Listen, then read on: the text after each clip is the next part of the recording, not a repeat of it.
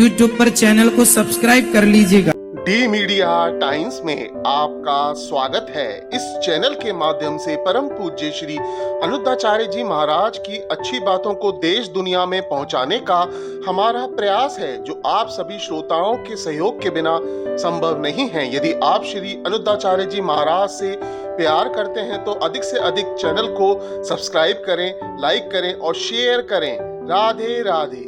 उत्तर प्रदेश के वृंदावन में आयोजित श्रीमद् भागवत कथा में कथावाचक श्री अनुद्धाचार्य जी महाराज ने श्रोताओं को कहा कि गृहस्थ जीवन में ज्यादा बोलने के बजाय ज्यादा सुनना फायदेमंद होता है, क्योंकि कई बार हमें अपनी कई बातों पर पछताना पड़ता है, जो कि बिना सोचे समझे बात करने का नतीजा होता है।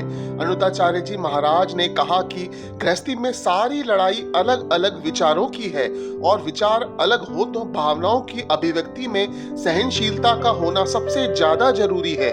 और कई बार भावनाओं की अभिव्यक्ति में क्रोध का समावेश हो जाता है और आपको जो नहीं बोलना था वह भी मुंह से निकल जाता है।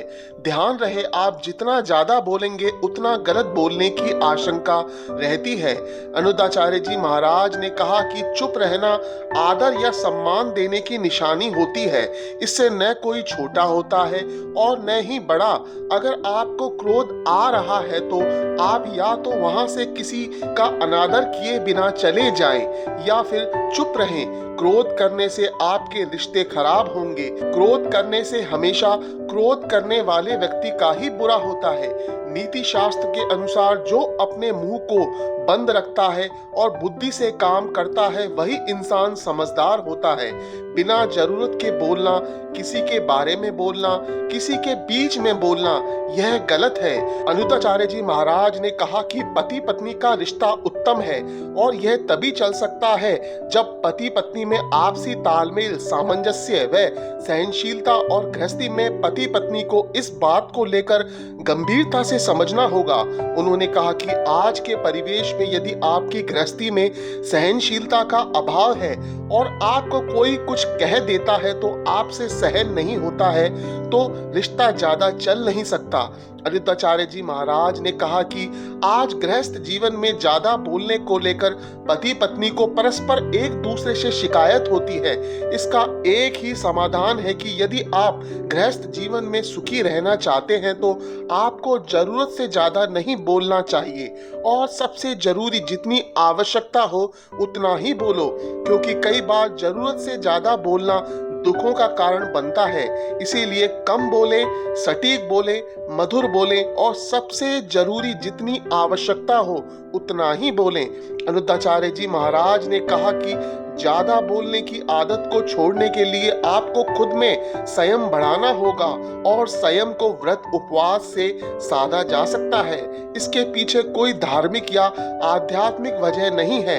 दरअसल आहार विहार, निद्रा, जागृति और मौन तथा जरूरत से ज्यादा बोलने की स्थिति में संयम से ही बदलाव होता है।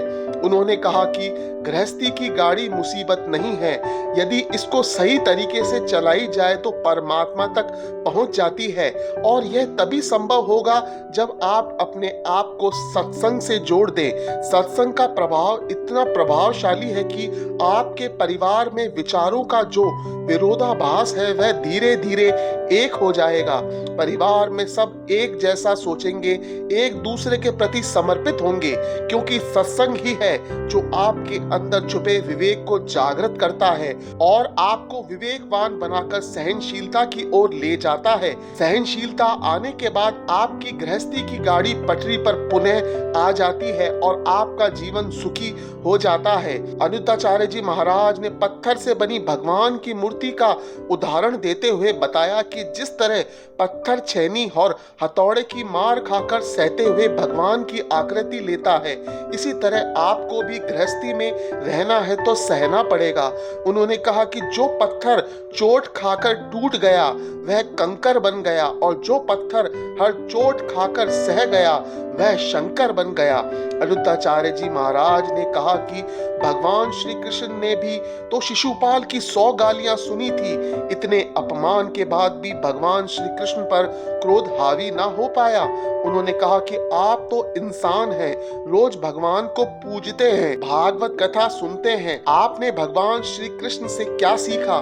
जब भगवान ने इतना सहन किया तो आपको भी रहना है तो सहना पड़ेगा।